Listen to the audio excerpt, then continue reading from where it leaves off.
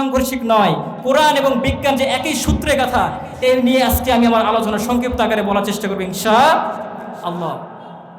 আগে আমরা যখন ক্লাসে পড়তাম, ক্লাস 8-9 পড়তাম, বিজ্ঞান বইয়ে লেখা ছিল যে সূর্যকে কেন্দ্র করে, যে সান সোলার সিস্টেমকে নিয়ে আমরা জানতাম যে আকাশে আমরা যে মহাকাশ দেখি, এই যে মহাকাশে যে আমরা সূর্য দেখি, আপনারা বলেন তাই সূর্য স্থির না অস্থির?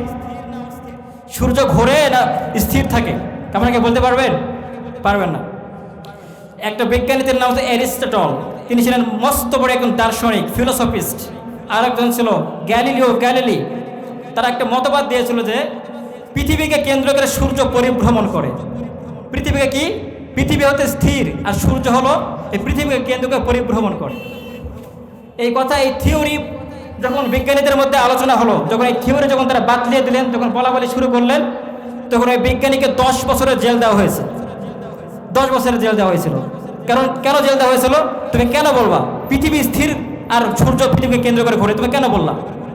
আবার পরবর্তী 10 বছরে তখন আরও একজন বিজ্ঞানী, তিনি ছিলেন গ্যালিলি, তিনি এখন বললেন, তিনি মতবাদ দিলেন যে পৃথিবীকে কেন্দ্র করে সূর্য ঘোরে না, বরং সূর্যকে কেন্দ্র করে পৃথিবী ঘোরে। তখন পরবর্তী জেনারেশনে যে সমস্ত বিজ্ঞানীরা আছে, সবাই তখন এক্সক্লেমড, তার অবাক, তার হতবিম্ব হয়ে গেছে। কি বলে?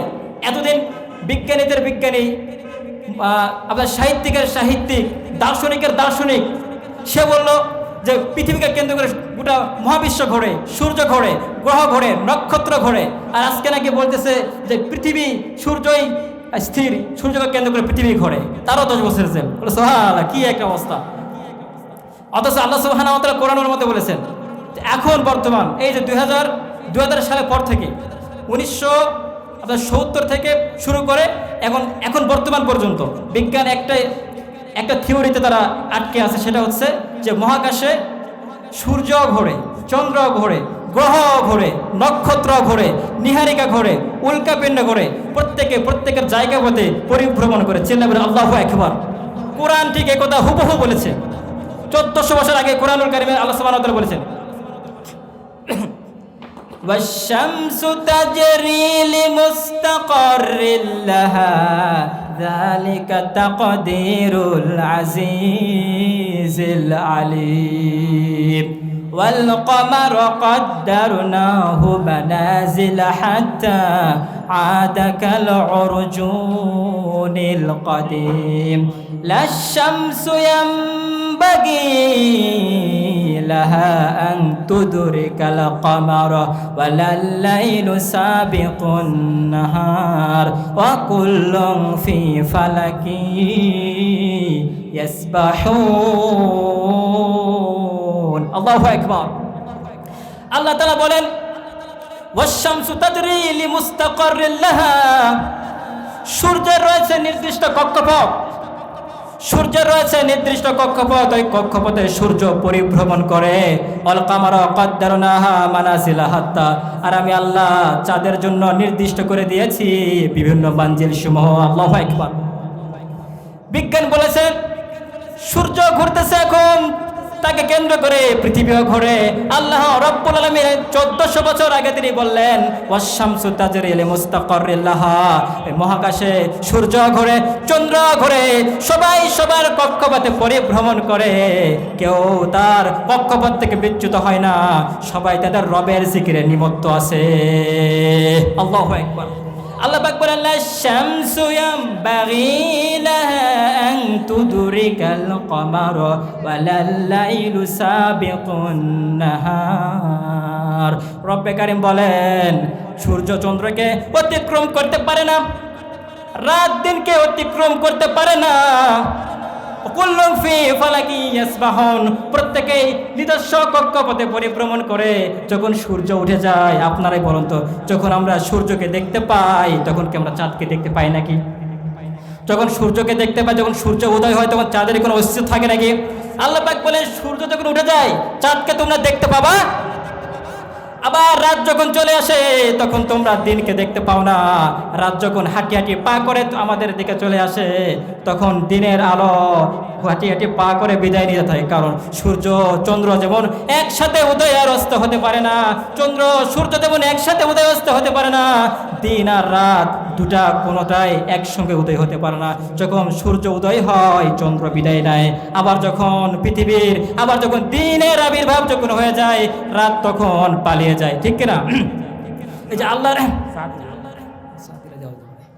আল্লাহর কি একটা শোয়েছ যে তুমি তোমারি খুনে লাল তায়েফের ভূমি, ফেরেশতা এসে চাই ধ্বংসের হুকুম, লৌহে মাখা মুহাম্মদ প্রাণেতে হসরত, হে আল্লাহ ক্ষমা করো এ তায়েফবাসী,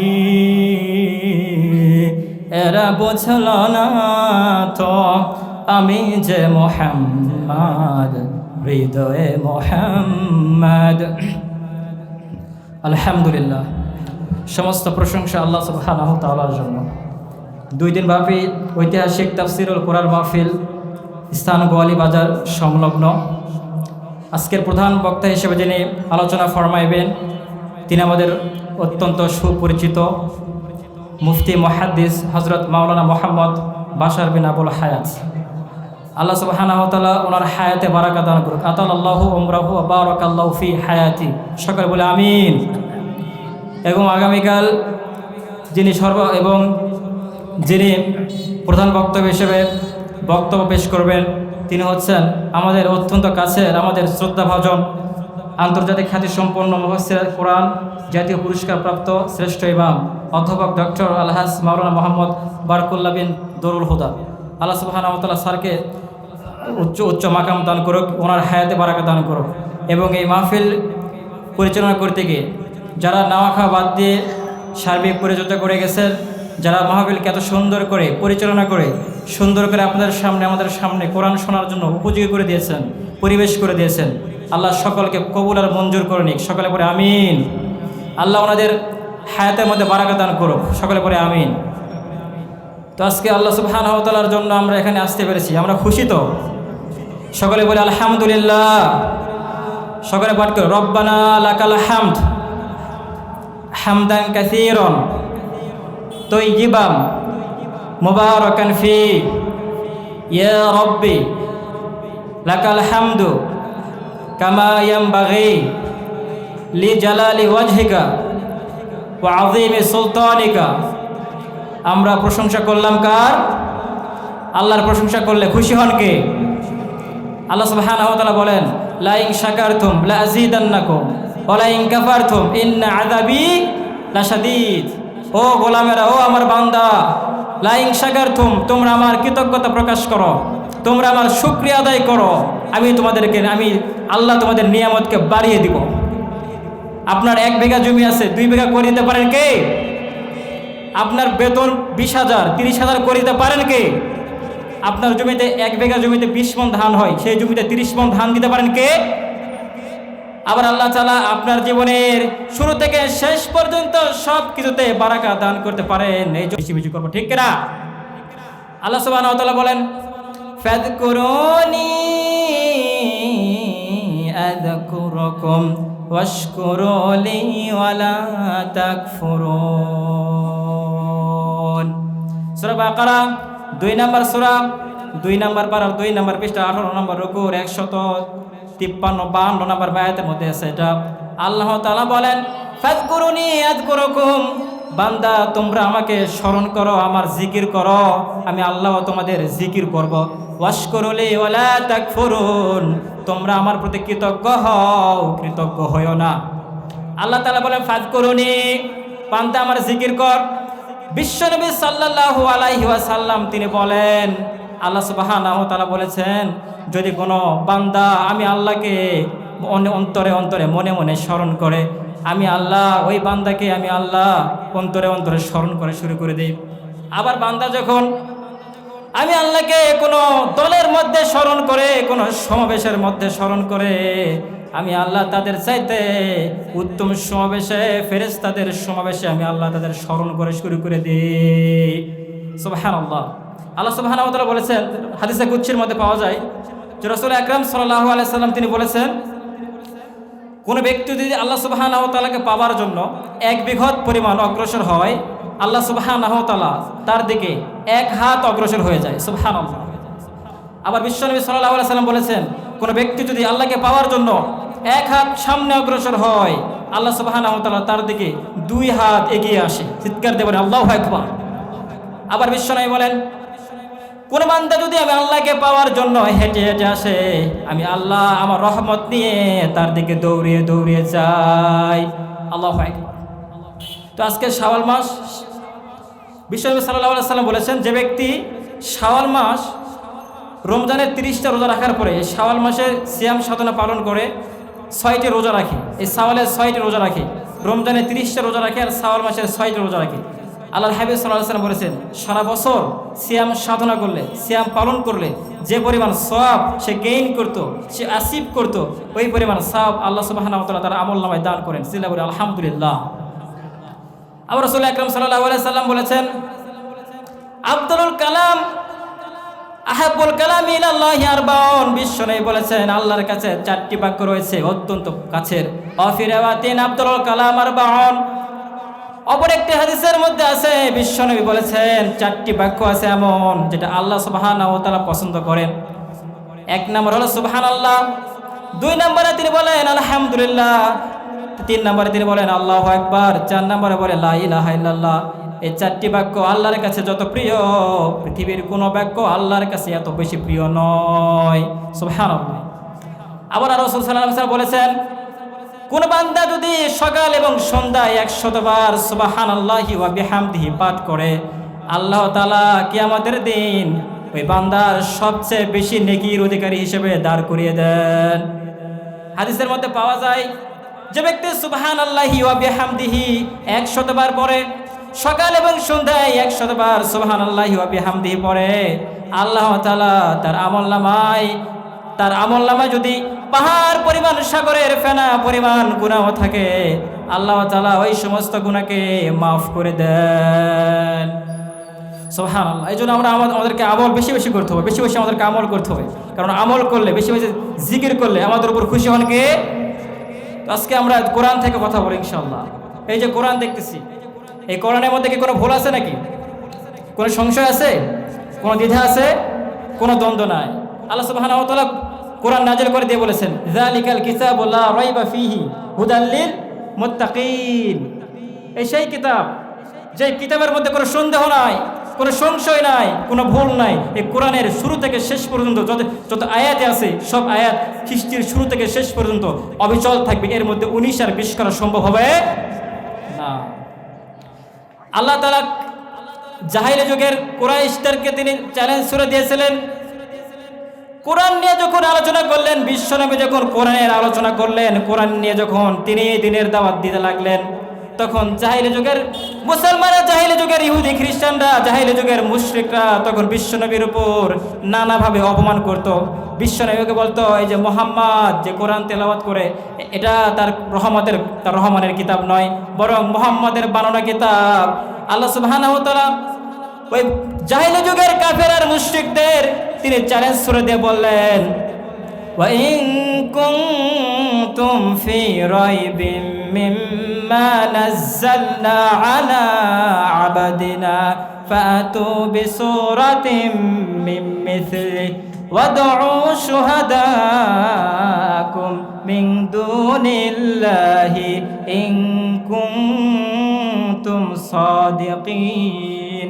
ও জাহিলি যুগের মানুষেরা, আমি আমার বান্দা মুহাম্মাদের উপর যে কিতাবকে নাজিল করেছি, যে কিতাবকে উতারনা করেছি, যে কিতাবকে আমি তার উপর অবতীর্ণ করেছি, এই কিতাবের সম্পর্কে যদি তোমাদের কোনো ভুল থেকে থাকে, যদি তোমাদের মনে কোনো সংশয় থেকে থাকে, সন্দেহ থেকে থাকে, কোনো জড়তা থেকে থাকে, তাহলে কোরআনের মতো মিম্মিথলিহি, কোরআনের মতো আরো একটি কোরআন তোমরা আনয়ন করো। পৃথিবীর সমস্ত মানুষকে তোমরা তোমাদের সহযোগী বানিয়ে নাও। আসমানের নিচে, জমিনের উপরে যত মানুষ রয়েছে, মানুষের যত জিন রয়েছে, সমস্ত মানুষ আর জিনকে তোমরা তোমাদের সহযোগী বানিয়ে নাও। তারপরে তোমরা বসে কোরআনের মতো আর একটি নতুন গ্রন্থ অনুরূপী বানানোর চেষ্টা করো, পারো কিনা দেখো। ইন কুনতুম সাদিকিন, যদি তোমরা তোমাদের দাবিতে সত্যবাদী হও। ফা ইল্লাম তাফআলু ওয়া লা তাফআলু ফাত্তাকুন নার আল্লাতী ওয়াকুদুহান নাস ওয়াল হিজারা উইদ্দাত লিল কাফিরিন। আল্লাহু আকবার। আল্লাহ তাআলা বলেন ফা ইল্লাম তাফআলু ওয়া লা তাফআলু, যদি তোমরা না পারো অবশ্যই তোমরা পারবা না। ওয়ালাং তাফালু ফাত্তাকুন নার আল্লাতী, তাহলে তোমরা সেই আগুনকে ভয় করো, তোমরা সেই আগুনকে ভয় করো যে আগুনের ইন্ধন হবে, যে আগুনের জ্বালানি হবে মানুষ এবং পাথর। তার মানে আমরা এই আয়াত থেকে বুঝতে পারলাম জাহান্নামের খড়ি হবে মানুষ এবং পাথর। কথা বলেন, জাহান্নামের খড়ি কি? আল্লাহ তাআলা জাহান্নামকে মানুষ এবং পাথর দিয়ে জাহান্নামের জ্বালানি বানাবে, অন্য কোনো জিনিস দিয়ে কিন্তু জাহান্নামের জ্বালানি আল্লাহ সুবহানাহু ওয়া তাআলা বানাবে না। তার মানে আমরা যে মানুষ, আল্লাহ সুবহানাহু ওয়া তাআলা জাহান্নামকে অগ্নিভূত করবেন, ওই জাহান্নামের লেলিহান শিখায় তাদেরকে দগ্ধ করা হবে। কাদেরকে? যারা এই কোরআন সম্পর্কে মিথ্যা কথা রটিয়েছিল, এই কোরআন যে মুহাম্মাদের উপর অবতীর্ণ হয়েছিল এটা তারা বিশ্বাস করেনি। তারা বলতো মুহাম্মদ তো আস্ত একটা কবি, মুহাম্মদ তিনি একজন সাহিত্যিক, মুহাম্মাদের উপর কোরআন নাজিল হয় নাই, মুহাম্মাদের উপর তার রহমান আল্লাহ কোরআনকে নাজিল করে নাই। আল্লাহ তাআলা এই জন্য বলে দিলেন এই কোরআন আমি মুহাম্মাদের উপরে নাজিল করেছি, এই কিতাব আমি মুহাম্মদ সাল্লাল্লাহু আলাইহি ওয়াসাল্লামের উপর নাজিল করেছি। তোমরা যদি আমার এই কথাকে অবজ্ঞা করতে করো, তাহলে কোরআনের মতো আরো নতুন একটি গ্রন্থ তোমরা আনয়ন করো যদি তোমরা পারো, যদি তোমরা তোমাদের দাবিতে সত্যবাদী হও। বিশ্ব আল্লাহ সুবহানাহু ওয়া তাআলা বলেন ফাইল্লাম তাফআলু ওয়া লান তাফআলু ফাত্তাকুন নার আল্লাতী وقودها الناس والحجارة أعدت للكافرين। আল্লাহ পাক বললেন অবশ্যই না, এই কোরআন মুহাম্মাদের উপরে নাজিল হয়েছে। তোমরা পৃথিবীর সমস্ত মানুষ যদি একত্রিত হয়ে যাও, তবু এই কোরআনের মতো আরো একটি কোরআন তোমরা আনয়ন করতে পারবে না। এই জন্য মহাগ্রন্থ আল কোরআন, মহাবিশ্বের মহাগ্রন্থ আল কোরআন, আল্লাহ সুবহানাহু ওয়া তাআলা এই কোরআনের মধ্যে শুধু নামাজের কথাই বলে নাই, এই কোরআনের মধ্যে শুধু সিয়ামের কথাই বলে নাই, শুধু জাকাতের কথাই বলা হয় নাই। এই কোরআনে সব বিষয়ে আলোচনা, সব টপিকস নিয়ে আলোচনা করা হয়েছে।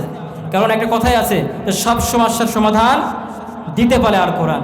সমাধান চাও যদি জীবনে মরণে, বুঝে নাও খুঁজে নাও চোখ রাখো কোরআনে। সমাধান চাও যদি জীবনে মরণে, বুঝে নাও খুঁজে নাও চোখ রাখো কোরআনে।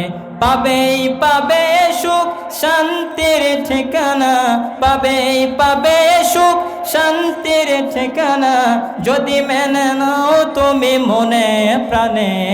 Solution if you want life and die, বুঝে নাও খুঁজে নাও look at the Quran. Solution if you want life and die, বুঝে নাও খুঁজে নাও লুক এট দ্য কোরআন। ঠিক না?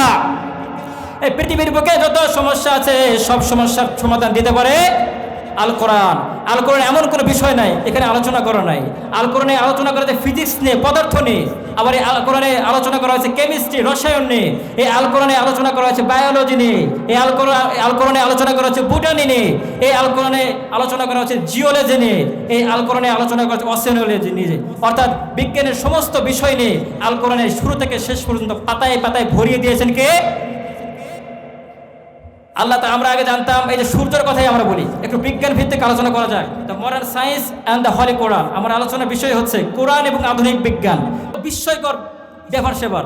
তার বিজ্ঞানীরা তারা মানে এক্সক্লেমড হয়ে গেছে, অবাক হয়ে গেছে এই আয়াতকে নিয়ে তারা গবেষণা করতে গিয়ে। ওই যে ইহুদি, ওই যে খ্রিস্টান, এই যে বিজ্ঞানী, এই জোট অ্যাস্ট্রোনমিস্ট, যে ইহুদি বিজ্ঞানী, এই আয়াতকে গবেষণা করতে গিয়ে আল্লাহ সুবহানাহু ওয়া তাআলা তাকে হেদায়েতের নূর এমনভাবে দিয়েছে, পরবর্তীকালে সে মুসলমান হয়ে গেছে। সুবহানাল্লাহ। এবং এখন চিন্তা করতেছে কি ব্যাপার, এই কোরআন তো অনেক আগের একটা কিতাব।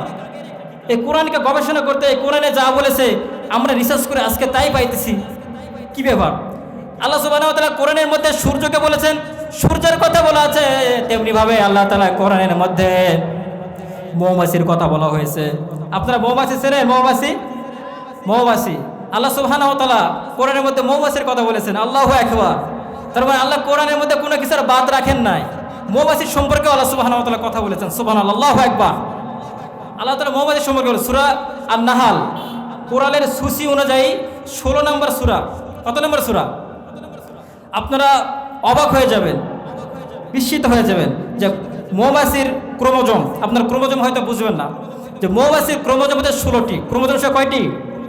কোরআনের সিরিয়ালের দিক দিয়ে মৌমাছির সূরা অর্থাৎ সূরা নাহাল, এটার আয়তনও, এটার সিরিয়াল নাম্বার, এটা হচ্ছে 16টি, 16 নম্বরে। সুবহানাল্লাহ, তাহলে কতটা কম্বিনেশন, কতটা সামঞ্জস্যপূর্ণ। আল্লাহ সুবহানাহু ওয়া তাআলা যে মৌমাছিকে সৃষ্টি করলেন, আল্লাহ আয়াতের মধ্যে বলেছেন যে মৌমাছিকে তোমাদের জন্য আমি শিক্ষণীয় বিষয় রূপে ছেড়ে দিলাম। একটা মৌমাছি কয়টা চোখ থাকে আপনারা কি জানেন? একটা মৌমাছির 5টি চোখ থাকে, তার মাথার দিকে 2টা থাকে এবং উপরের দিকে 3টা চোখ থাকে। আবার একটা মৌমাছির 4টা দানা থাকে। মৌমাছি সাধারণত 3 প্রকার হয়ে থাকে। কয় প্রকার? এটা কোরআনের কথা, এটা কোরআন।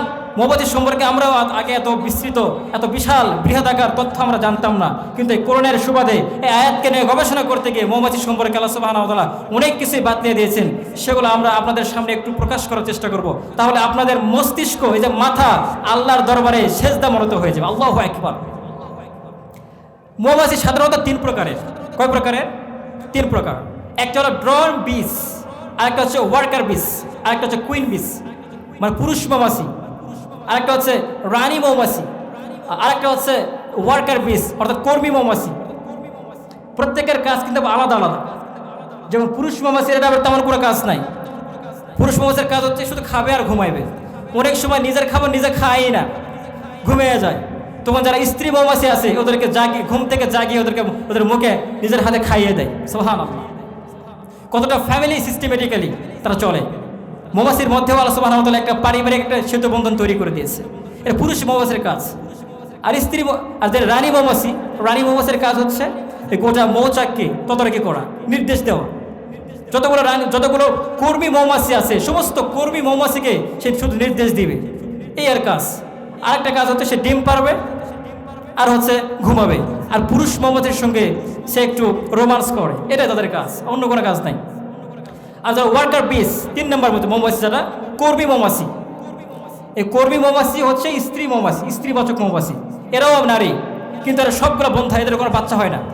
এরা কোনো পুরুষের সঙ্গে মিলিতও হয় না। পুরুষের সঙ্গে মিলিত হয় শুধুমাত্র স্ত্রী কুইন বিস। কুইন বিস অর্থাৎ রানী মৌমাছি শুধুমাত্র পুরুষের সঙ্গে মিলিত হয়ে যায়। সুবহানাল্লাহ, কি আল্লাহ তাআলা মানে এক অসাধারণ একটা সার্কেল। একবার একটা পুরুষ মৌমাছি যদি একটা রানী মৌমাছির সঙ্গে মিলিত হয়ে যায়, তাহলে বিজ্ঞান বলে ওই মৌমাছি আর জীবিত থাকে না, সঙ্গে সঙ্গে তার মৌত ঘটান কে?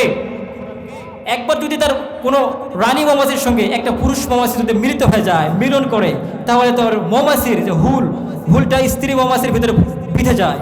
তার বিঁধে যাওয়ার কারণে তার হুলটা ভেঙে যায়, আর প্রচণ্ড ব্যথা হওয়ার কারণে ওই পুরুষ মৌমাছি সঙ্গে সঙ্গে মৃত্যুবরণ করে। আল্লাহু আকবার। তবুও পুরুষ মৌমাছি মৃত্যু হবে জানা সত্ত্বেও সে কিন্তু তার সঙ্গে মিলিত হওয়া বাদ দেয় না। কারণ তারা তো মিলিত হওয়া বাদ দিয়ে দেয়, তাহলে তাদের ক্রোমোজোম আর বৃদ্ধি পাবে না, তাদের বংশ আর বিস্তার হবে না। আল্লাহ সুবহানাহু ওয়া তাআলা এই মৌমাছি সম্পর্কে তিনি বলেছেন, وَأَوْحَى رَبُّكَ إِلَى النَّحْلِ أَنِ اتَّخِذِي مِنَ الْجِبَالِ بُيُوتًا وَمِنَ الشَّجَرِ وَمِمَّا يَعْرِشُونَ। আল্লাহ তাআলা মৌমাছির প্রতি ওহী নাযিল করলেন। ওহী নাযিল করেন কে? আল্লাহ পাক মৌমাছির প্রতি ইলহাম পাঠালেন, সিক্রেট মেসেজ দিলেন, গোপন বার্তা দিলেন এবং বললেন, আওহা রব্বুকা ইলান নাহলি আন ইত্তাখিযি, ও পৃথিবীর বুকের যত মৌমাছি আছো, শোনো, তোমরা তোমাদের ঘর বানাবা, তোমরা তোমাদের বুয়ুতাও, তোমাদের মৌচাক বানাবা। আমরা পাখির ঘরকে বলে নির, মানুষের থাকার জায়গা বলে বাসস্থান, আর মৌমাছিরা তাদের বসবাসের জায়গাকে বলে মৌচাক। ঠিক কিনা? তার বসবাসের জায়গা কি বলে? মৌচাক। আল্লাহ পাক বলেন, ওয়া রব্বুকা ইলান নাহলি আন ইত্তাখিযি, ও মৌমাছি তোমরা ঘর বানাবা, তোমরা তোমাদের মৌচাক বানাবা, মিনাশ শাজারি, পাহাড়ের উঁচু উঁচু শৃঙ্গে তোমরা তোমাদের ঘর বানাবা। তাহলে মৌমাছি কোথায় ঘর বানাবে? পাহাড়ের উঁচু উঁচু শৃঙ্গে, পাহাড়ের উঁচু উঁচু চূড়ায় তারা ঘর বানাবে। এই কথা কার? আল্লাহ সুবহানাহু ওয়া তাআলা। অবিনাশ শাজারে, তারপর তোমরা তোমাদের মৌচাক বানাবা গাছের বড় বড় উঁচু উঁচু ডালে, গাছের মগ ডালে, যাতে ছোট ছোট বাচ্চারা সেখানে ঢিল না মারতে পারে, ঠিক না? বাচ্চা কাছে আসে না এরকম, যে মৌমাছি দেখে খুব কাছে নিকটে, তাহলে অনেক বাচ্চারা বুঝে হোক আর না বুঝে হোক ঢেল মারে কিনা, মারে কি মারে না? ঢেল মারে। এই জন্য আল্লাহ সুবহানাহু ওয়া তাআলা মৌমাছিকে বললে তোমরা গাছের উঁচু চূড়ায় বানাবা, গাছের মগ ডালে তোমরা তোমাদের ঘর বানাবা, যাতে বাচ্চা কাচ্চারাও সেখানে আর না ছোঁয়া পায়, সেখানে যাতে তারা ঢিল না মারে, মারলেই ক্ষতি হওয়ার আশঙ্কা আছে না নাই? তারপরে তিনি বললেন আমিনাশ শাজারি ওয়া মিম্মা ইয়ারিশুন, তারপরে তোমরা মানুষের বসবাসের জায়গায়, মানুষ যেখানে বসবাস করে মানুষের বাড়ির ছাদের নিচে, মানুষের বাড়ির চালের নিচে তোমরা তোমাদের মৌচাকটাকে বানাবা। যদি তোমরা এই কাজটা করতে পারো তাহলে তোমরা কখনোই ক্ষতিগ্রস্ত হবা না। সুবহানাল্লাহ। আপনারা কি আজ পর্যন্ত কখনো দেখেছেন নাকি মৌমাছি এই তিনটি জায়গা ছাড়া অন্য কোনো জায়গায় ঘর বানাইছে? দেখেছেন?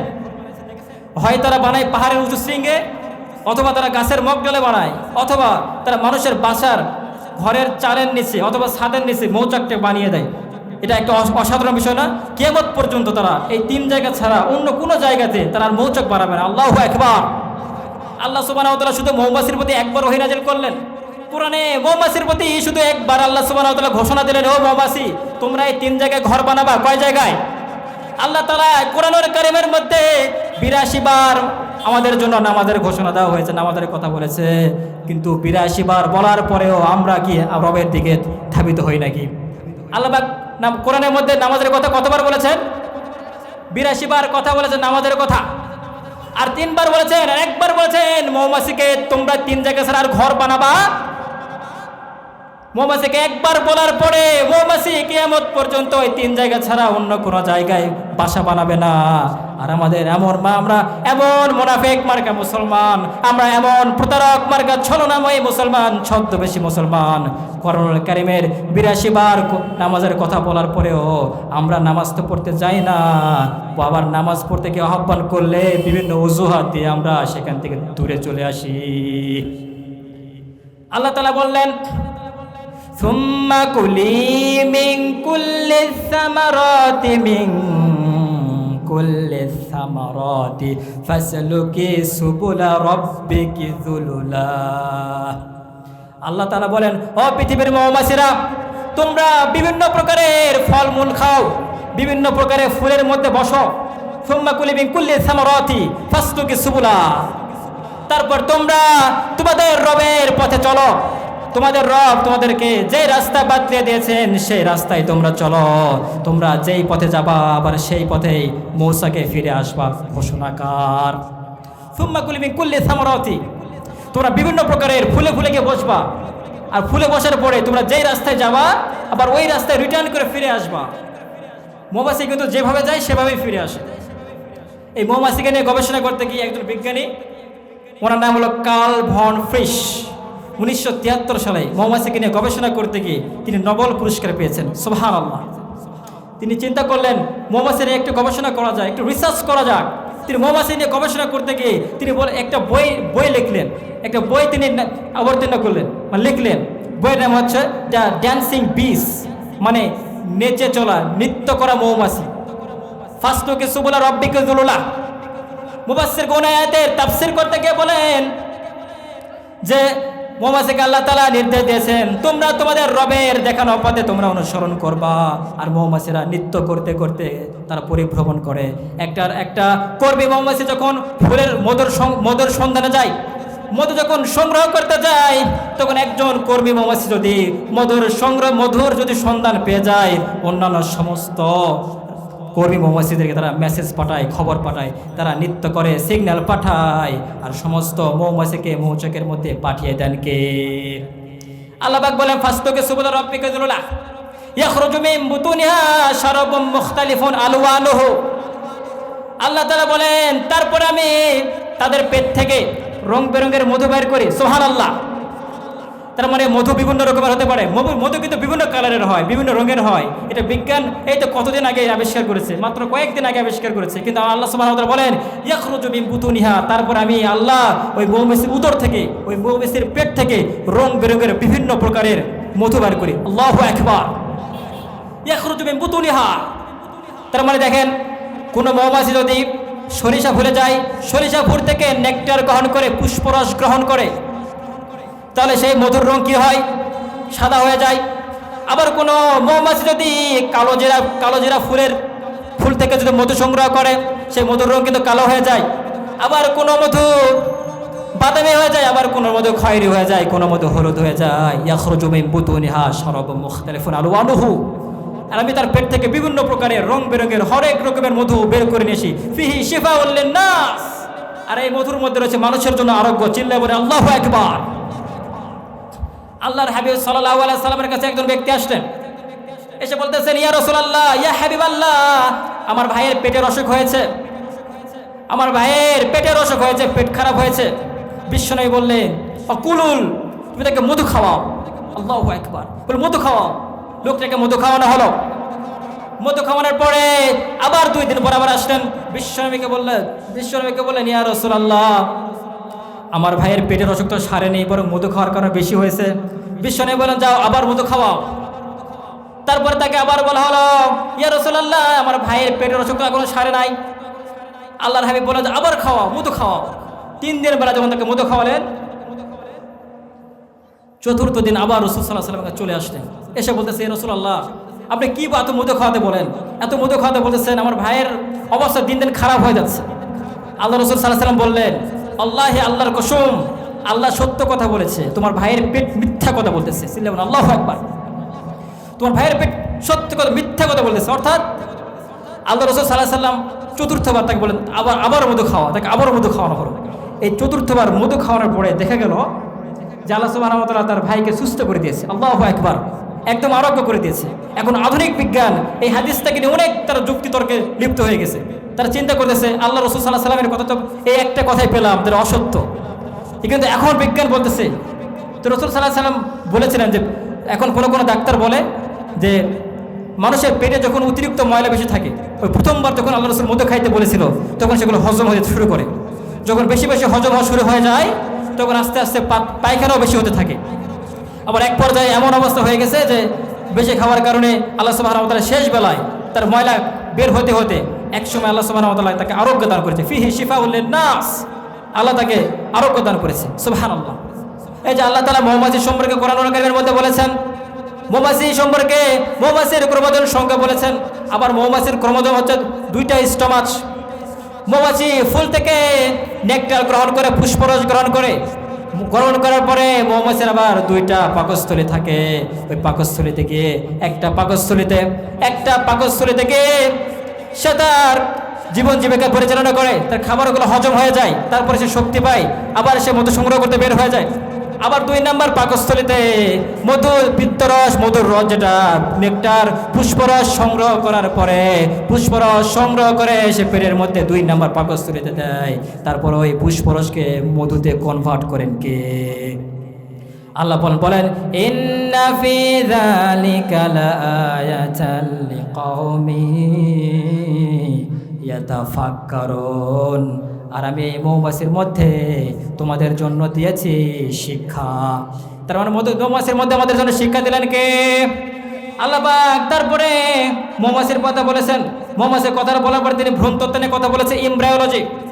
মানুষের সৃষ্টির শুরু থেকে নিয়ে এই পর্যন্ত আমরা কোন অবস্থায় আছি সেই সম্পর্কে আল্লাহ সুবহানাহু ওয়া তাআলা কোরআনুল কারীমের মধ্যে কথা বলেছেন। মানে এমব্রায়োলজি বলতে এখানে বলতে ভ্রূণতত্ত্ব।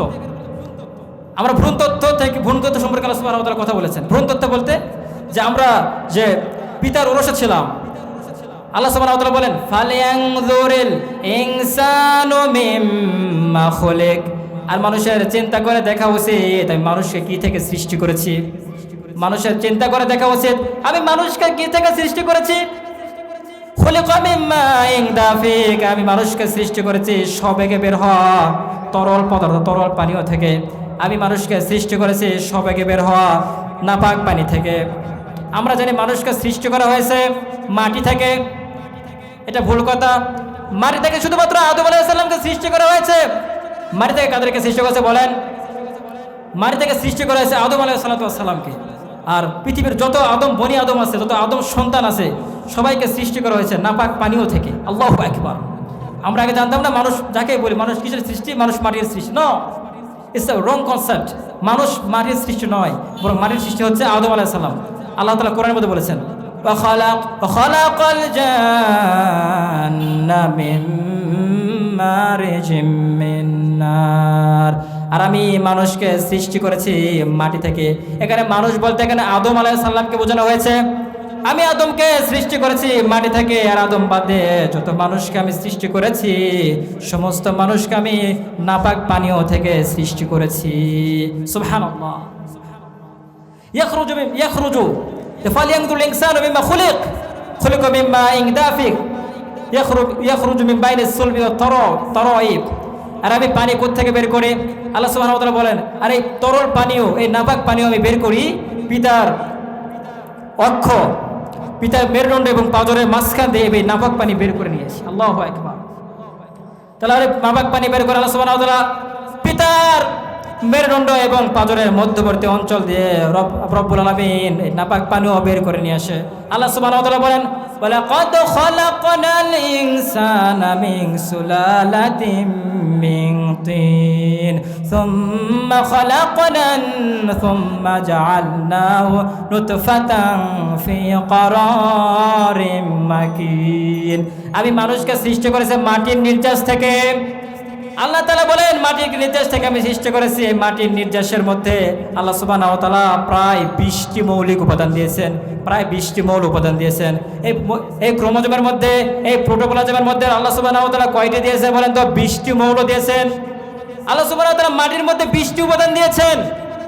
এক নম্বরে তিনি দিয়েছেন hydrogen, helium, beryllium, boron, carbon. তারপরে দিয়েছেন সোডিয়াম, ম্যাগনেসিয়াম, সিলিকন, আয়রন। তারপরে আরও 8টি পদার্থ তিনি দিয়েছেন, sodium, magnesium, potassium, calcium, fluorine, cobalt. এরকম করে আল্লাহ সুবহানাহু ওয়া তাআলা প্রায় 20টি উপাদান মাটির মধ্যে দিয়েছেন। এই 20টি উপাদান যদি সংমিশ্রিত করা হয়, এই 20টি মৌল যদি একত্রিত করা হয়, এই 20টি মৌলকে একত্রিত করে আল্লাহ তাআলা মানুষকে তিনি সৃষ্টি করেছেন। সুবহানাল্লাহ। একজন বিজ্ঞানী দীর্ঘ 15 বছর তিনি চেষ্টা করেছেন, তিনি ট্রাই করেছেন যে আমিও এই 15টি উপাদানকে আমরা একত্রিত করব। একত্রিত করার পর আমরা নতুন একটা জীবের উদ্ভব ঘটাবো। এটা কি আদৌ সম্ভব নাকি? বিজ্ঞানী দীর্ঘ 15 বছর রিসার্চ করেছে। রিসার্চ করার পরে উনি দেখেন ওনার ফলাফল 0, মেক ইট 0, ফলাফল 0। সে মানুষ সৃষ্টি করার দূরের কথা, এই 20টি মৌল একত্রিতই করতে পারে না। আল্লাহু আকবার। মৌলগুলো কি করতে পারে নাই? মৌলগুলোকে যে একত্রিত করতে পারে না। আল্লাহ সুবহানাহু ওয়া তাআলা তারপরে বলেন খালাকাল ইনসান, আমি মানুষকে সৃষ্টি করলাম ওই নাপাক পানীয় থেকে। আল্লাহ তাআলা ওই যে নাপাক পানীয়, ওই নাপাক পানীয় মায়ের জরায়ুর ভিতরে দীর্ঘ 40 দিন যাবৎ শুক্র রূপে রেখে দেন।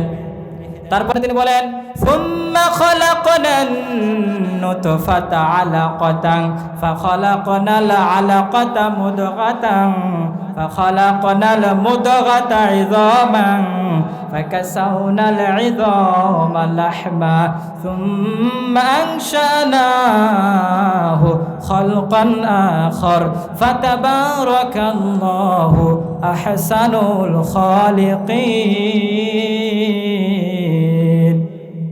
আল্লাহু আকবার। আল্লাহ সুবহানাহু ওয়া তাআলা ওই নাপাক পানিকে মায়ের জরায়ুর মধ্যে 40 দিন যাবৎ রেখে দিলেন শুক্র রূপে। কি রূপে বলেন তো? শুক্র রূপে।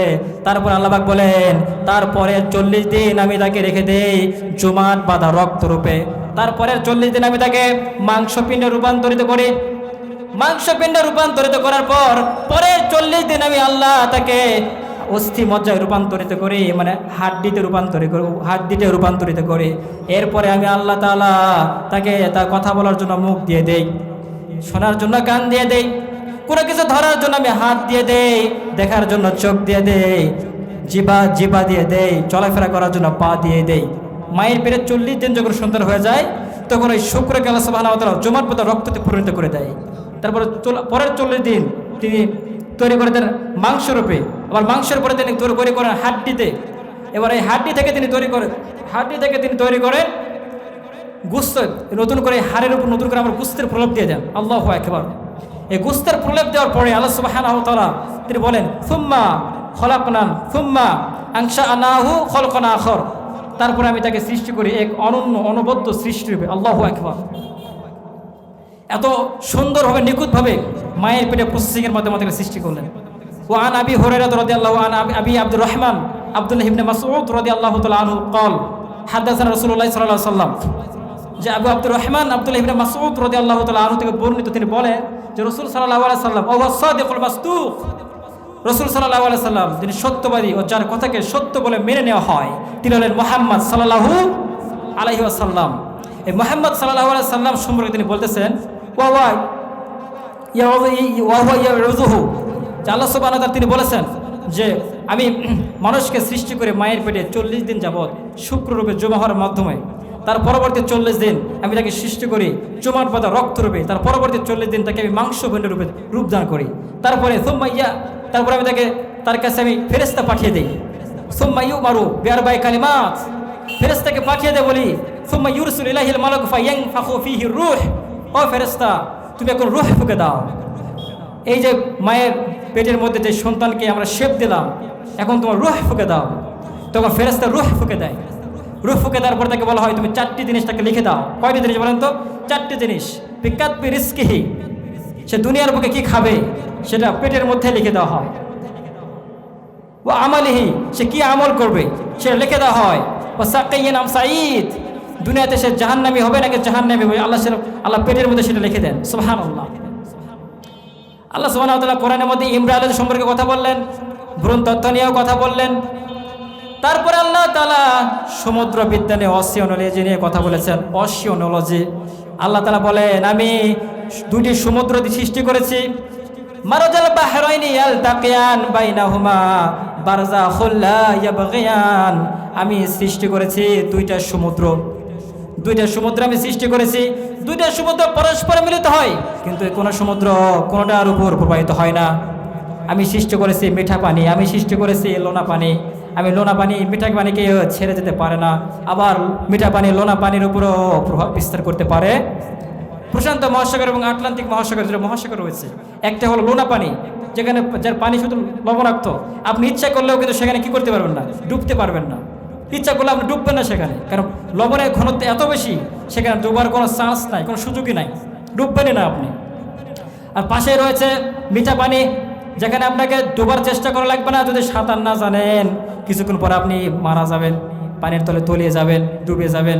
আল্লাহ পাক বলেন এই যে মহাবিশ্বের আমি 2টা নদী সৃষ্টি করলাম, 2টি সমুদ্র সৃষ্টি করলাম, পাশাপাশি একটা সৃষ্টি করলাম মিঠা পানি, যেখান থেকে তোমরা তোমাদের প্রয়োজনীয় মাছ সংগ্রহ করতে পারো। আমি আবার সৃষ্টি করলাম লোনা পানি, লোনা পানি থেকেও তোমরা মাছ সংগ্রহ করতে পারো, কিন্তু 2টা সমুদ্রের পানির মাছ দুই রকমের স্বাদের, ঠিক না? আপনারা ইলিশ খাবেন, ইলিশের এক স্বাদ, আপনারা মিঠা পানির আরেক মাছ খাবেন, এটার আরেক স্বাদ। যেমন যদি আপনি সিলভার খান, সিলভারের এক স্বাদ, আবার লোনা পানির আরেক স্বাদ, মাছের আলাদা আলাদা স্বাদ, কারণ 2টা পানির আকার আকৃতি, এদের টেস্টই আলাদা। আল্লাহ তাআলা বলেন ওয়া'বুদুল্লাহা ওয়া লা তুশরিকু বিহি শাইআ ওয়া বিল ওয়ালিদাইনি ইহসানা। সূরা নিসা 36 নম্বর আয়াত। আল্লাহ পাক বলেন ওয়া'বুদুল্লাহ, তোমরা ইবাদত করবে একজনের, চিল্লা বলে তিনি কে? আল্লাহ পাক বলেন আমি মানুষকে সৃষ্টি করলাম, ওয়া মা খালাকাতুল জিন্না ওয়াল ইনসা ইল্লা লিয়াবুদুন, পৃথিবীর মানুষ এবং জিনকে আমি সৃষ্টি করলাম আমার ইবাদত করার জন্য। তার মানে আমরা ইবাদত করব কার? ওয়া'বুদুল্লাহ ওয়া লা তুশরিকু বিহি শাইআ, এবং তার সঙ্গে কাউকে শিরিক করা যাবে না। তার সঙ্গে তোমরা কাউকে শরীক করতে পারবা?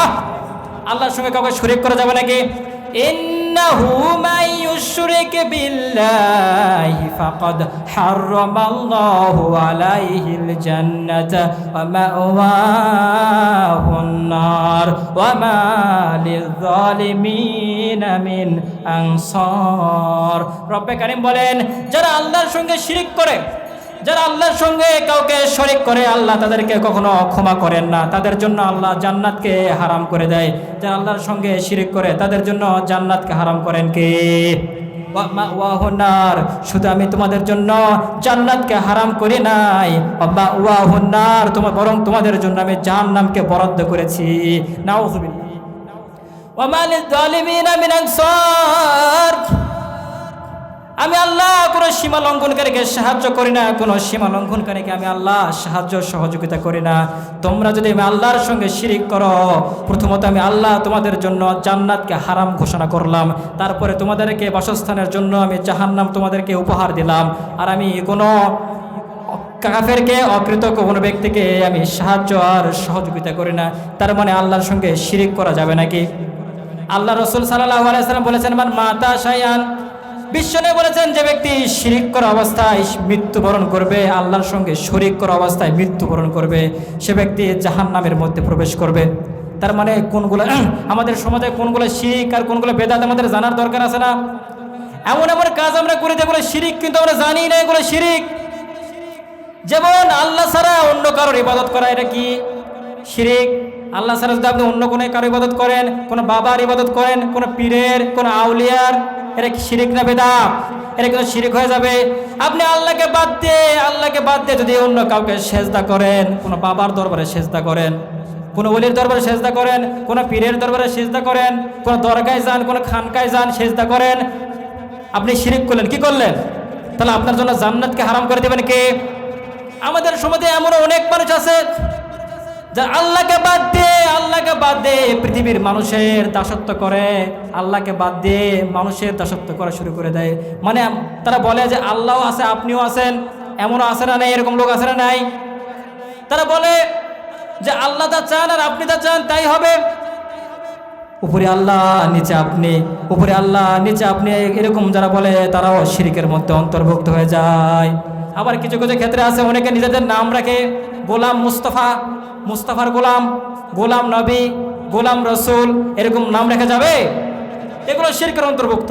আমাদের নাম হবে আব্দুর রহমান, আমাদের নাম হবে আব্দুল্লাহ। আমরা গোলাম কার? আমরা দাস কার? আল্লাহ ছাড়া আমরা কি অন্য কারো দাস নাকি? এজন্য আল্লাহ ছাড়া আমরা অন্য কারো দাস নই। এজন্য আমাদের নাম যদি কেউ গোলাম মুস্তাফা রাখে, নামকে চেঞ্জ করতে হবে, নাহলে কাবিরা গুনাহের মধ্যে পড়ে যাবেন, শিরক আকবার হয়ে যাবে এটাতে। আবার যদি কেউ বদনজর থেকে বাঁচার জন্য কপালে টিপ লাগায়, অনেকে শিশুদের কপালে টিপ লাগায়, দাগ দিয়ে দেয়, এরকম লোক আছে না নাই? এটাও শিরকের মধ্যে অন্তর্ভুক্ত হয়ে যায়। আবার অনেকে মানুষের বদনজর থেকে বাঁচার জন্য, বিভিন্ন রোগ ব্যাধি থেকে বাঁচার জন্য গলায় মাদুলি লাগায়, এরকম লোক নাই আমাদের সমাজে? মাদুলি লাগায়, তারা তাবিজ ইউজ করে, তাবিজ ব্যবহার করে, এটাও শিরকের অন্তর্ভুক্ত। চিল্লায় বলেন ঠিক না? এটাও শিরক। আর শিরক, এটা হলো শিরকে কাবাইর, এটা বড় শিরক। এই শিরক করে মৃত্যুবরণ করলে তোমাদেরকে ক্ষমা করা হবে অসম্ভব। আল্লাহ সুবহানাহু ওয়া তাআলা বলবেন কিয়ামতের দিন আল্লাহ তাআলা ডাক দিয়ে বলবেন, আসো আসো আসো আমার গুনাহগার বান্দারা, আসো তোমরা পাহাড় পরিমাণ গুনাহ নিয়ে আমি আল্লাহর কাছে আসো। আমি আল্লাহ তাআলা ওই পরিমাণ সওয়াব দিয়ে, আমি ওই পরিমাণ ক্ষমা নিয়ে আমি আল্লাহ তোমাদের সামনে উপস্থিত হয়ে যাব। তখন সবাই উপস্থিত হবে, কিন্তু আল্লাহ পাক বলবেন যাদের আমলে শিরিক আছে, যাদের আমলে শিরিক নামক এই মহা গুনাহ আছে, আল্লাহ তাআলা এদেরকে ক্ষমা করবেন? আল্লাহ এদেরকে ক্ষমা করবেন না। এরা ধরা খেয়ে যাবে, কারণ এরা রোগ থেকে বাঁচার জন্য হাতের মধ্যে মাদুলি লাগিয়েছিল, হাতের মধ্যে লোহার আংটি দিয়েছিল। আর হাতের মধ্যে যারা লোহার আংটি ব্যবহার করে এরাও শিরিক করে। চিল্লায় বলেন ঠিক কিনা? আবার অনেকে আল্লাহ ছাড়া অন্য কারোর নামে জবাই করে। আল্লাহ ছাড়া যদি অন্য কারোর নামে জবাই করা হয়, সেই পশুর মাংস আমাদের জন্য খাওয়া জায়েজ নাই। আল্লাহ ছাড়া যদি অন্য কারোর নামে জবাই করা হয়, অন্য কারোর জন্য তায়েফ করা হয়, অন্য কারোর জন্য মানত আর নজর করা হয়, এটাও জায়েজ না, এটাও শিরকের অন্তর্ভুক্ত। ওয়ালা তুশরিকা বিহি শাইআন ওয়া বিল ওয়ালিদাইনি ইহসানা। আল্লাহ তাআলা বলেন তোমরা আমার ইবাদত করবা, আমি আল্লাহর সঙ্গে কাউকে শিরিক করবা না, এবং পাশাপাশি তোমরা তোমাদের পিতার মাতার খেদমত করবা। পিতা মাতার খেদমত করার কথা বলেছেন কে বলেছেন বলেন তো? আরেকটু চিল্লাইতে বলেন কে? ওয়ালা তুশরিকু বিহি শাইআন ওয়া বিল ওয়ালিদাইনি ইহসানা। আল্লাহ রাসূল সাল্লাল্লাহু আলাইহি ওয়াসাল্লামের কাছে একজন লোক আসলেন। লোক এসে বলেছেন, আন আবি হুরায়রা রাদিয়াল্লাহু তাআলা আনহু قال قال رسول الله صلى الله عليه وسلم মান আহাক্কু বিহুসনি সাহাবাতি। আল্লাহ রাসূলের কাছে একজন লোক এসে বলে, ইয়া রাসূলুল্লাহ, ইয়া হাবিবাল্লাহ, আমার কাছে সবচেয়ে উত্তম আচরণ পাওয়ার অংশীদারকে? আমি সাহাবীর কাছে সবচেয়ে ভালো আচরণ, সবচেয়ে মিষ্টি আচরণ পাওয়ার অধিকার রাখি, সবচেয়ে বেশি উত্তম আচরণ পাওয়ার অংশকে? তখন বিশ্বনবী বললেন, ক্বালা উম্মুক, তোমার মা।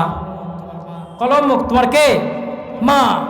মানে হাসনো আবার হাসনে সাহাবাতি, তোমার কাছে সবচেয়ে সুন্দর আচরণ পাওয়ার অধিকার রাখে কে? তোমার মা।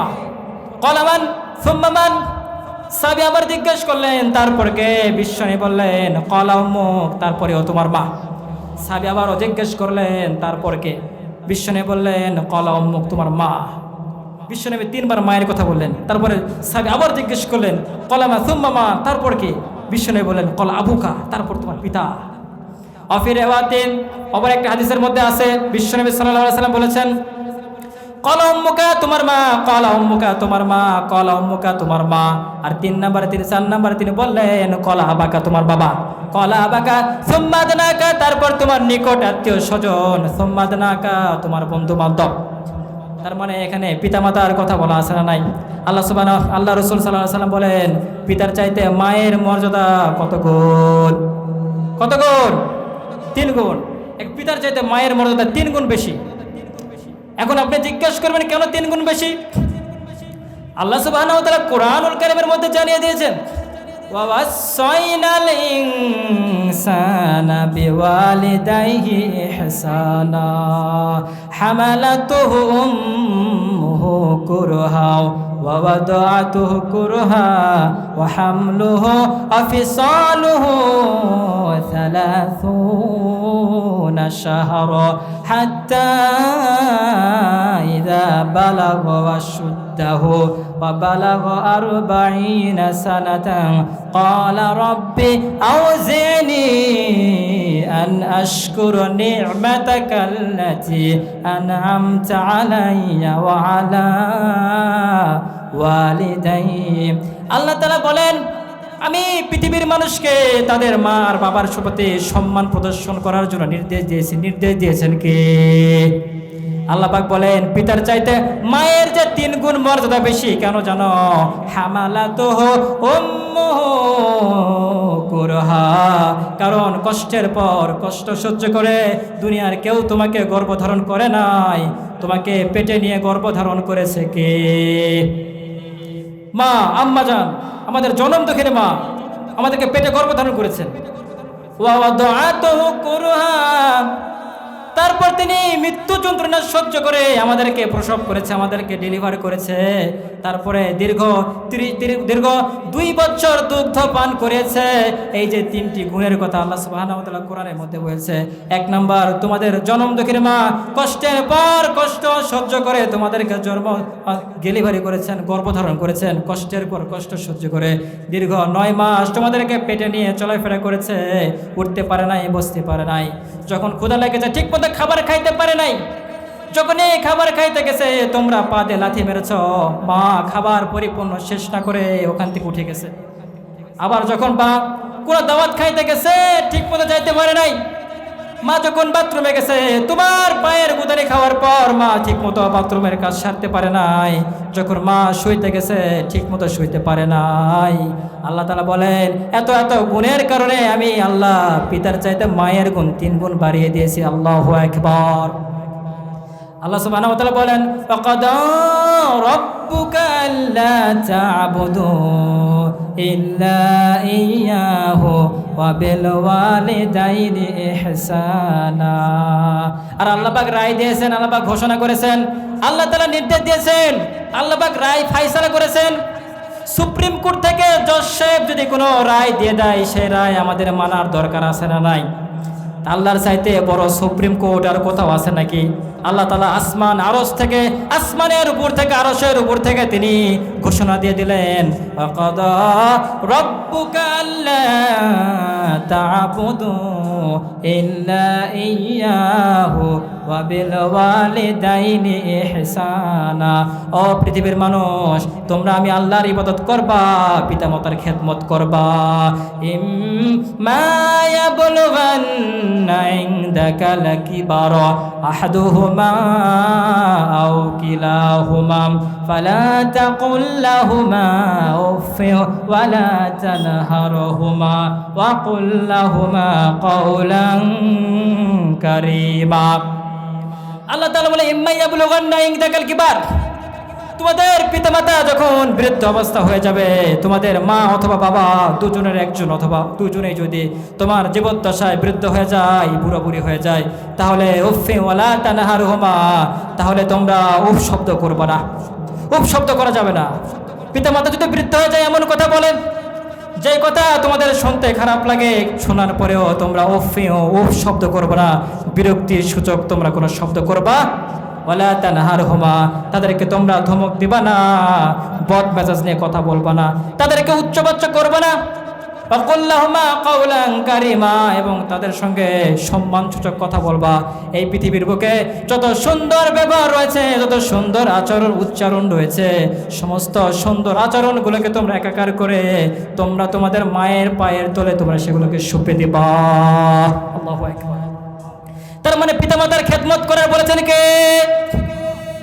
ইম্মা ইয়াবলুগান্না ইনদাকাল কিবারা আহাদুহুমা আও কিলাহুমা ফালা তাকুল লাহুমা উফফিন ওয়ালা তানহারহুমা ওয়া কুল লাহুমা কাওলান কারীমা।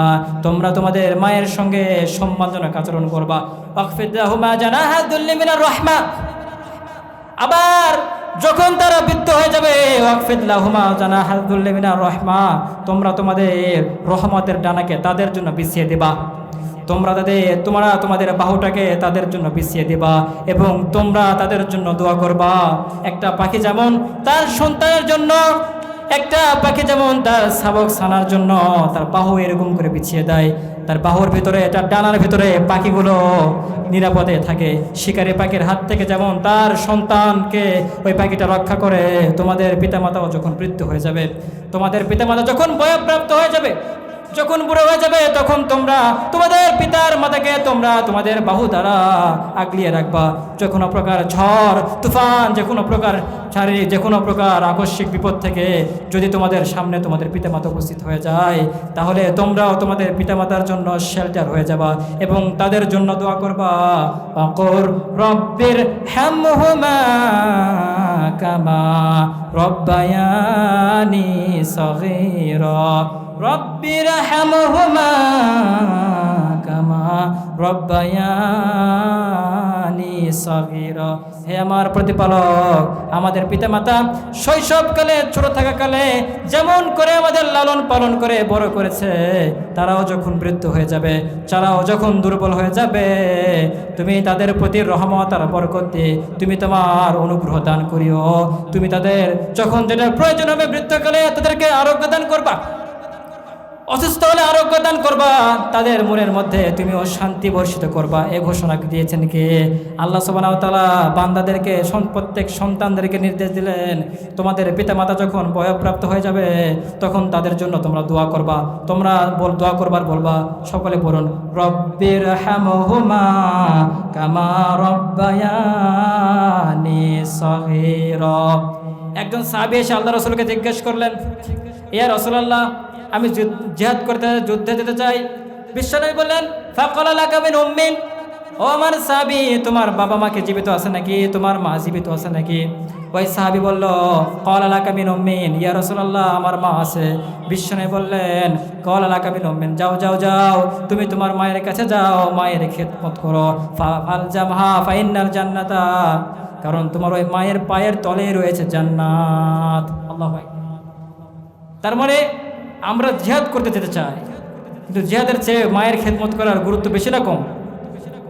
আরেকজন সাহাবী এসে আল্লাহ রাসূলকে জিজ্ঞেস করতেছেন, ইয়া রাসূলুল্লাহ, ইয়া হাবিবাল্লাহ, আমার মা, আমি তো জিহাদ করতে চাই, যুদ্ধ দিতে চাই, কিন্তু জিহাদ করার ক্ষমতা আমার নাই, শক্তি আমার নাই, আমি এখন কি করতে পারি বলুন? বিশ্বনবী বললেন, ও আমার সাহাবী, তোমার মা জীবিত আছে নাকি? তখন সাহাবী বলল, ক্বালা নাম, আমার মা জীবিত আছে। বিশ্বনবী বললেন, যাও যাও যাও, তুমি তোমার মায়ের খেদমত করো। তুমি যদি তোমার মায়ের খেদমত করতে পারো ফাআনতা হাজ্জুন, তাহলে আল্লাহ রাব্বুল আলামিন তোমাকে হজের সওয়াব দান করবেন। সুবহানাল্লাহ। অমুতামিরুন, তোমাকে উমরার সওয়াব দান করবেন। অমুজাহিদুন, জিহাদের ময়দানে যেতে হবে না, তুমি তোমার মায়ের খেদমত করো, আল্লাহ তোমাকে মুজাহিদ হিসেবে কবুল করে নেবেন। আল্লাহু আকবার। তারপরে আমাদেরকে জিহাদের প্রান্তরে যেতে হবে না। যদি আমার পিতামাতার খেদমত করি, আমার মায়ের যদি খেদমত করতে পারি, তাহলে জিহাদের সব ঘরে বসে দান করবেন কে? আল্লাহ সুবহানাহু ওয়া তাআলা। আর একজন সাহাবী এসে বিশ্বনবীকে বললেন, ইয়া রাসূলুল্লাহ, আমি আমার মাকে নিয়ে গোটা তায়েফ ঘুরেছি, গোটা মক্কা ঘুরেছি, গোটা মক্কা মদিনায় আমি তায়েফ করেছি, মাকে নিয়ে আমি কাবা ঘরে চত্বর দিয়েছি, আমি কি আমার মায়ের হক আদায় করতে পেরেছি নাকি? বিশ্বনবী বললেন, না না না, তোমার মা তোমাকে গর্ভধারণ করার পর, তোমাকে প্রসব করার সময়, ডেলিভারি করার সময় যে ছোট্ট একটা উফ শব্দ করেছিল, যে একটা দীর্ঘ নিঃশ্বাস নিয়েছিল, ওই একটা নিঃশ্বাসের সওয়াবে তোমরা আদায় করতে পারো, হকও তোমরা আদায় করতে পারো নাই। সুতরাং তিনি বলেছেন, তোমরা যদি তোমাদের গায়ের চামড়া কেটে তোমাদের মায়ের জন্য জুতা বানিয়ে দাও, তবু তোমরা তোমাদের মায়ের ঋণ শোধ করতে পারবা না। আমরা কি আমাদের পিতামাতার ঋণ শোধ করতে পারবো নাকি? পারবো না। আমাদের পিতামাতার ঋণ শোধ করার ক্ষমতা আমার নাই।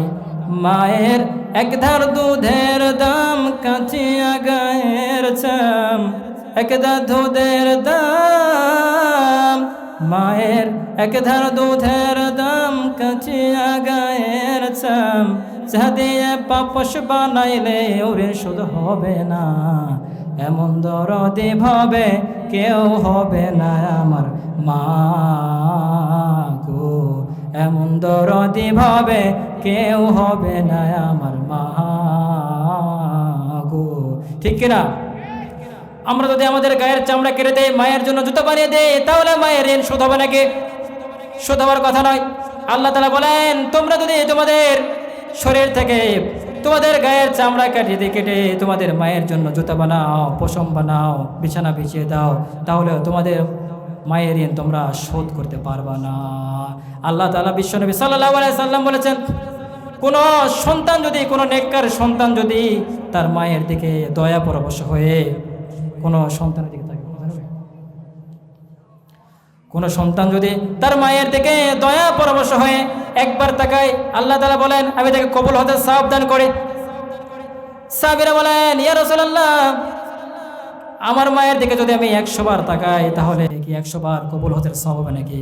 আল্লাহ রাসূল বললেন, আল্লাহু আ'লাম ওয়া আল্লাহু আকবার, আল্লাহ মহা পবিত্র, আল্লাহ মহা দানশীল। তুমি একবার নয়, 2 বার নয়, 1000 বার যদি তুমি তোমার মায়ের দিকে রহমতের দৃষ্টিতে তাকাও, আল্লাহ তাআলা তোমাকে যতবার তুমি তাকাবা, ততবার কবুল হজের সওয়াব তোমাকে দান করবেন কি? এজন্য আমরা পিতামাতার প্রতি খেদমত করবো। কিন্তু আমরা পিতামাতার খেদমত তো করি না, উল্টে আমরা পিতামাতার সাথে দুর্ব্যবহার করি। ঠিক কিনা?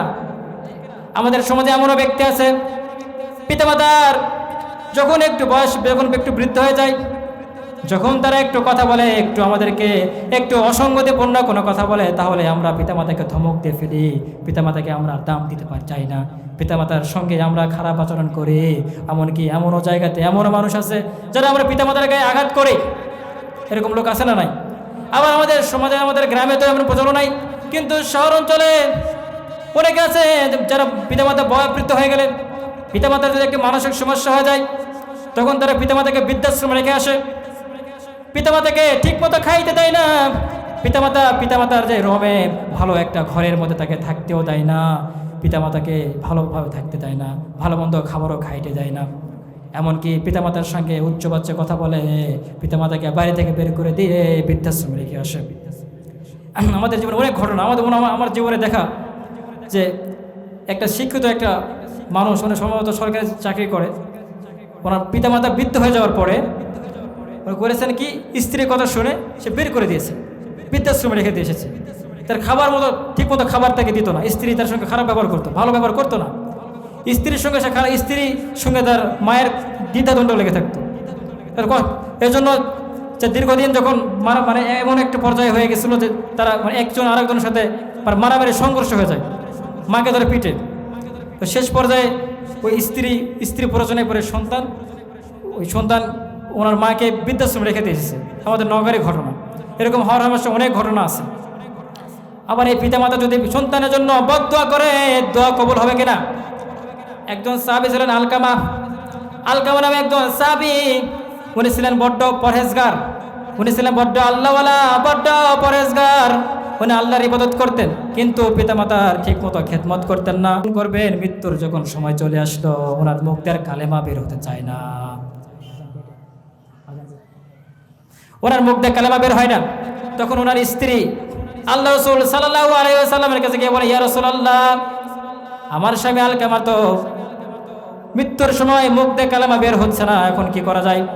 আল্লাহ রাসূল সাল্লাল্লাহু আলাইহি ওয়াসাল্লাম তখন আসলেন, এসে আলকামার স্ত্রীকে জিজ্ঞেস করলো, আলকামা, তোমার স্ত্রী আলকামার সঙ্গে তুমি কেমন আচরণ করতো? এখন আজান হচ্ছে, ইনশাআল্লাহ আমরা আজানের পরে আমরা মসজিদমুখী হবো ইনশাআল্লাহ।